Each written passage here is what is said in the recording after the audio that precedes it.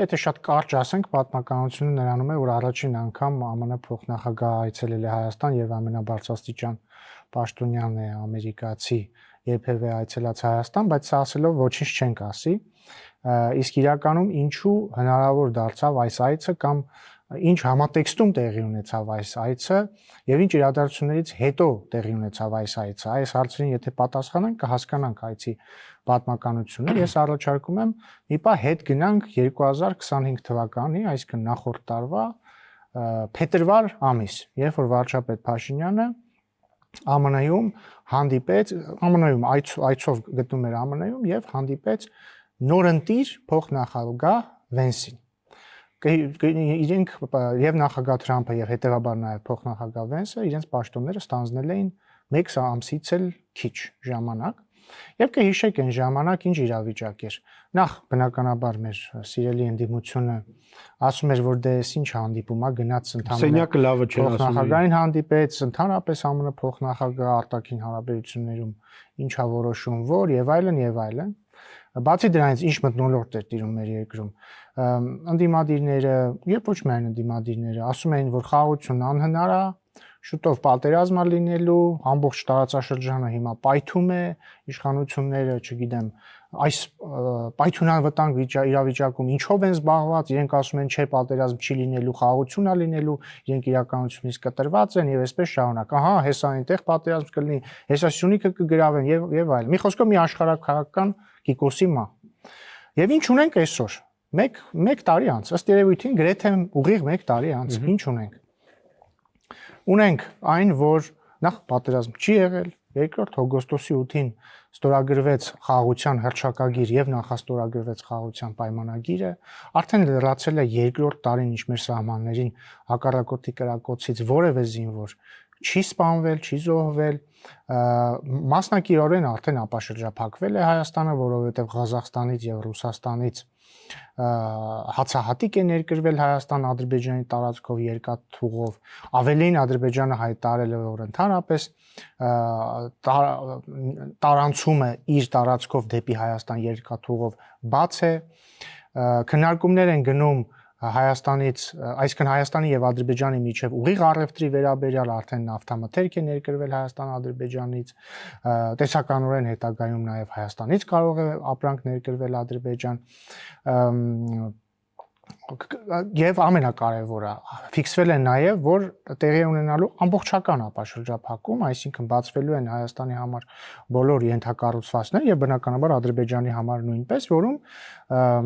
եւ ընդ որում դա տեղի ունենալու եւ ներողություն տրանսֆորմացիա չլսեցի։ Վենսը դրան անվանեց արմատական տրանսֆորմացիա։ Դա դժվար է արմատական տրանսֆորմացիա չանվանելը, որովհետև մենք ունենք մի իրավիճակ, երբ որ բոլորը ասում էին, քննարկում էին պատերազմը կլինի 1 օրից, 2 օրից, 1 շաբաթից թե 1 ամսից, հիմա մենք հերիք չի չենք քննարկում պատերազմ կլինի թե չէ, քննարկում ենք, որ խաղաղությունը եւ այդ խաղաղությունը մոտ է անշրջելի լինելուն, մի հատ էլ քննարկում ենք բազմամիլիոնանոց ծրագրեր, քննարկում ենք, թե ինչպես է տեղի ունենալու տարածաշրջանի գենթակառուցվածքների ապաշրջափակումը, բայց այդ ապաշրջափակման մի մասն էլ արդեն իսկ տեղի ունեցել Հայաստանի համար, քանի որ մենք երկաթուղով արդեն կապ ենք ստացել այլ երկրների հետ Ադրբեջանի տարածքով։ Այսինքն մենք մի իրավիճակից, երբ որ քննարկում ենք երբ է գալու աղետը, քննարկում ենք թե որ մեգա նախագիծն ենք մենք իրականացնելու։ Ընդ որում բնականաբար թրիփը միակը չէ, չնայած ամենակարևորն է, բայց տեսել եք այսօր էլ խոսվեց արհեստական բանականության եւ կիսահաղորդիչների ոլորտում համագործակցության մասին, Firebird ընկերության, Nvidia ընկերության Հայաստան մուտքի մասին, այսօր նաեւ վարչապետը ԱՄՆ փոխնախագահի հետ ստորագրեցին խաղաղ միջուկային էներգիայի ոլորտում համագործակցության վերաբերյալ համաձայնագրի շուրջ բանակցությունների ավարտի մասին հայտարարությունը, այսինքն մեր առջև շատ մեծ հորիզոններ են բացվել, բայց այս հորիզոնները կրկին ինչպես են բացվել մեր վերջին տարիների գործողությունների արդյունքում։ Եթե մենք վերջին տարվա ընթացքում, եթե այս խոսակցության մեկնակետը վերցնենք, նախորդ տարվա հանդիպումը վարչապետի ԱՄՆ փոխնախագահի հետ, այս դրան հաջորդող մեր բոլոր գործողությունների արդյունքում մենք հասել այս հանգրվանին։ Եվ որ մենք խոսում ենք ոչ թե վերահաս վտանգի կամ պատերազմի մասին, այլ խաղաղության եւ տնտեսական բարգավաճման մեծ հնարավորությունների մասին։ Եվ հետեւաբար այս ամբողջ համատեքստը, եթե ամբողջացնում ենք, իրոք մենք պատմական իրադարձության ենք ականատես լինում եւ բնականաբար ԱՄՆ դերը դրանում շատ մեծ է։ Ընդգծվեց մի քանի ծրագիր, TRIP-ը, ասես սկզբում մասնավոր կապիտալը $5 միլիարդ, հետո $4 միլիարդ։ Դուք իրոք իրատեսական եք համարում նման գումարները։ Ես չգիտեմ դրան մեջ երևի այդ հարցին համաձայն եմ, նկատի ունեմ այդ հարցին երևի մեր կառավարության այն գործընկերները կզբաղվեն, որոնք հարցի տնտեսական մասով են զբաղվում, նկատի ունեմ ես չգիտեմ 4 միլիարդ թե 5 միլիարդ, բայց որ շատ մեծ ներդրումների մասին է խոսքը, դա ակնհայտ է, որովհետև ինչ է TRIP-ը։ TRIP-ը միայն երկաթգիծ չէ։ TRIP-ը մի մեծ տնտեսական նախագիծ է, որը ենթադրում է երկաթգիծ, էլեկտրահաղորդիչ գծեր,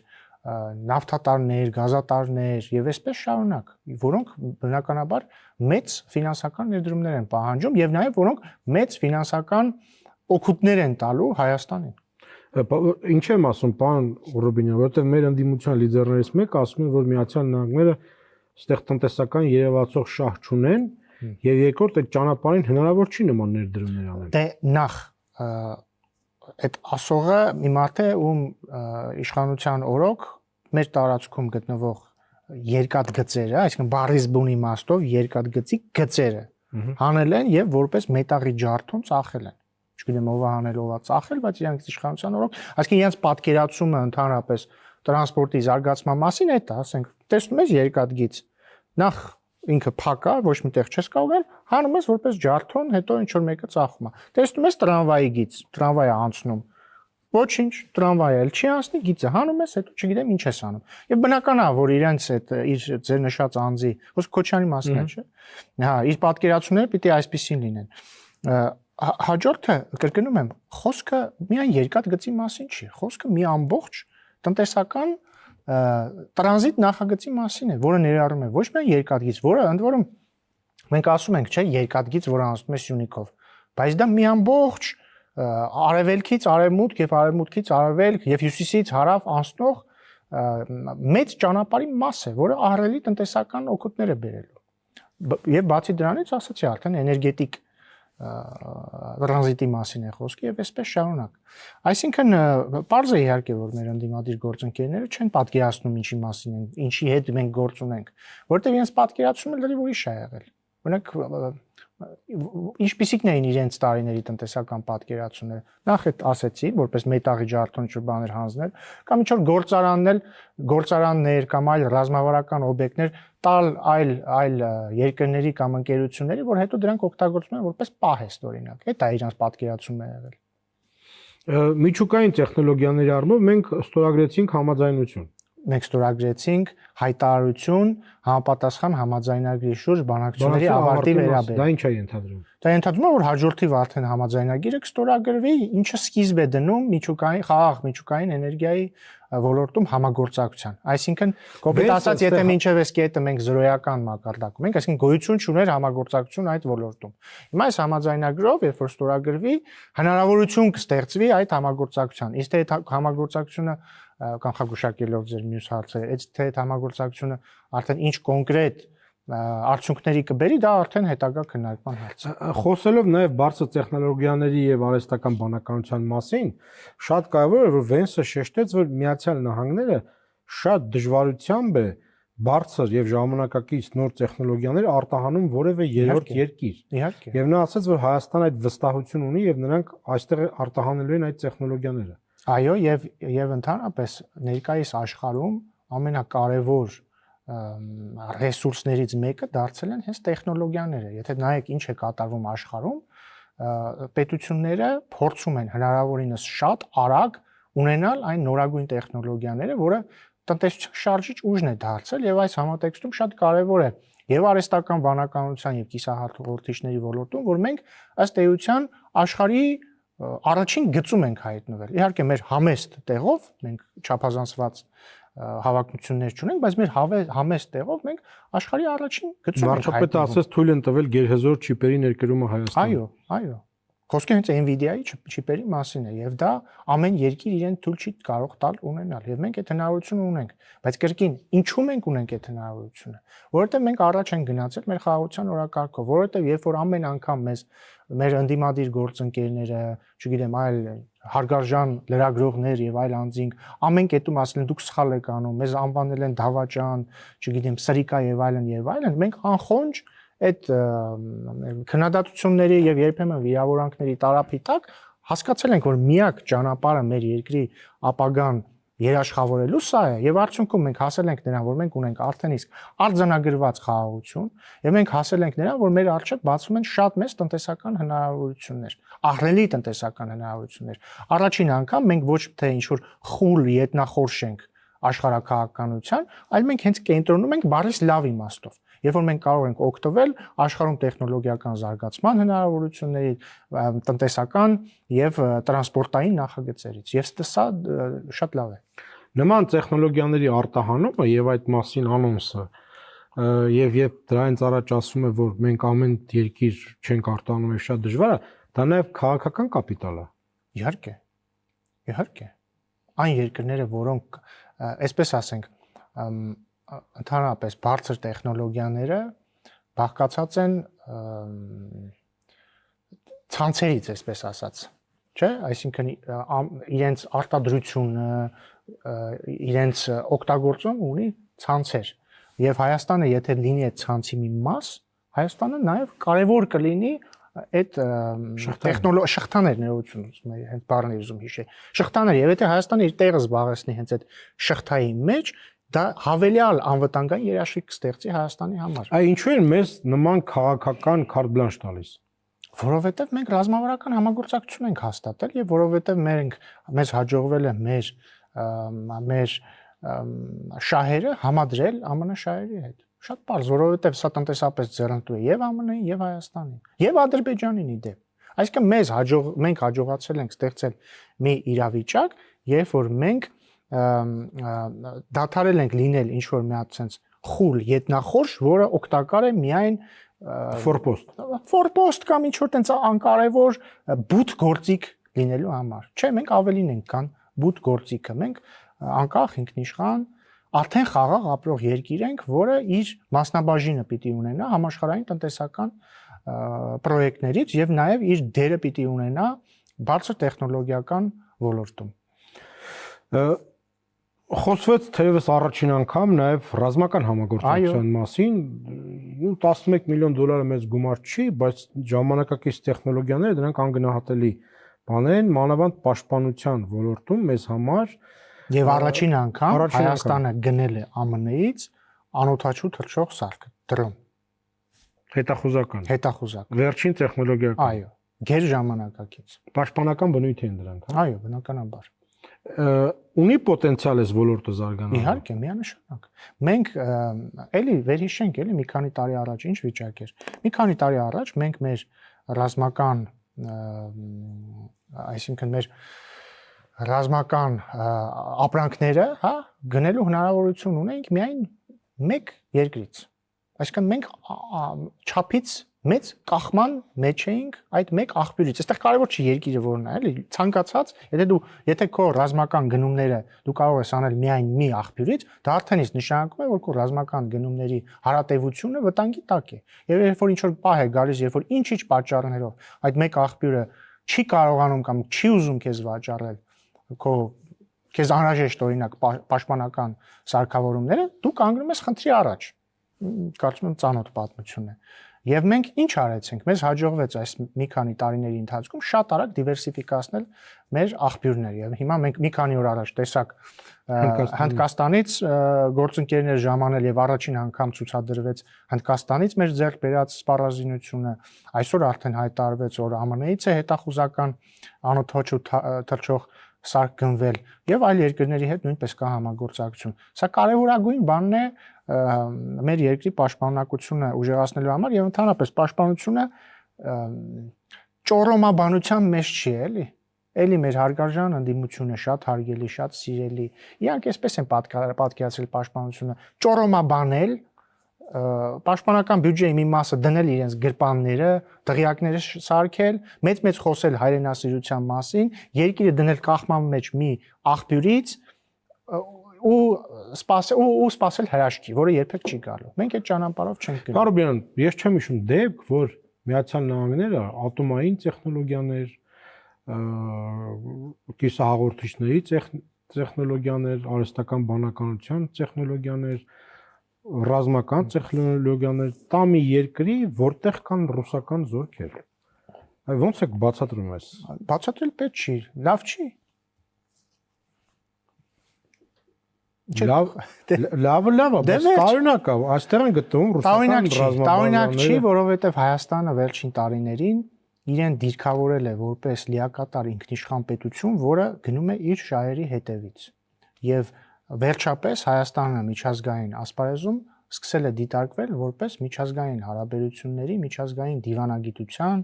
սուբյեկտ, լիակատար, լիարժեք սուբյեկտ, որի հետ կարելի է համագործակցել, որը ինքն իր ճակատագիրն է որոշում, որը կախված չի որևէ մեկ կենտրոնից, որը բարեխիղճ համագործակցում է եւ իր ավանդական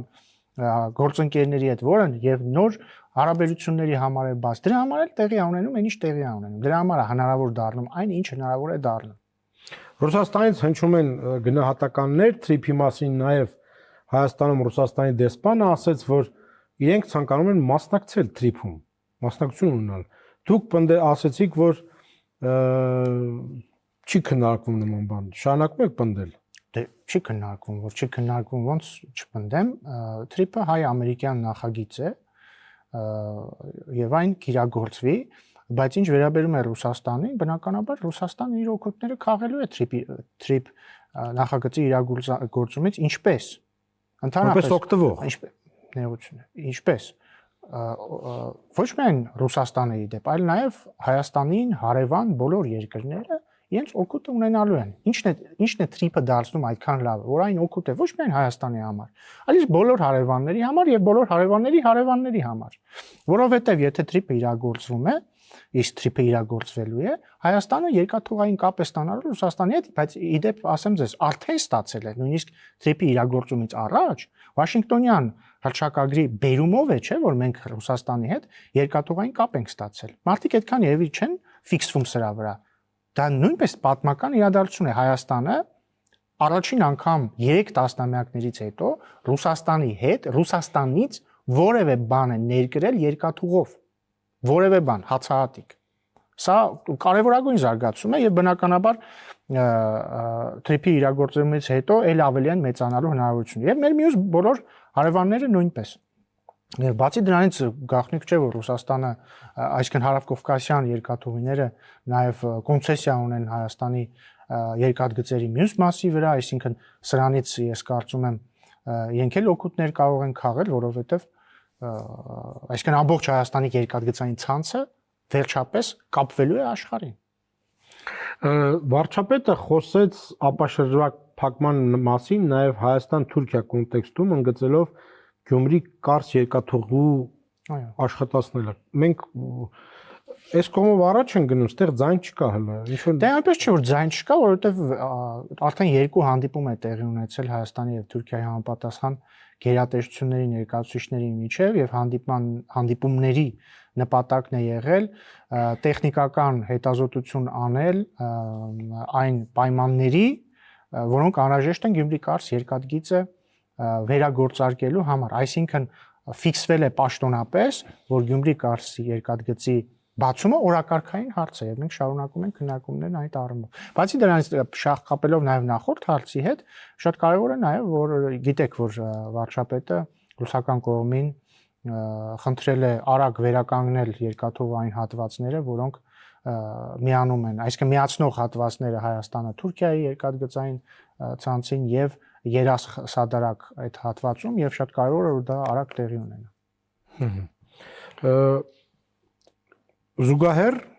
այսինքն չի կարող դա արագ տեղի չունենալ, այսպես կամ այնպես դա տեղի ունենալու է։ Նկատի ունեք բացումը։ Չէ, նկատի ունեմ վերականգնում է այդ հատվածները, փոքր հատվածներ կան։ Հա, ռուսական կողմից։ Շատ է, զուգահեռ հանրահավաք էր։ Պարոն Ռուբինյան, ընդդիմությունը պահանջում է, որ Վենսը Բաքվում բարձրացնի գեյների հարցը։ Դուք ընդդիմության այս դիրքորոշման հետ համաձայն եք, Որ դիրքորոշում։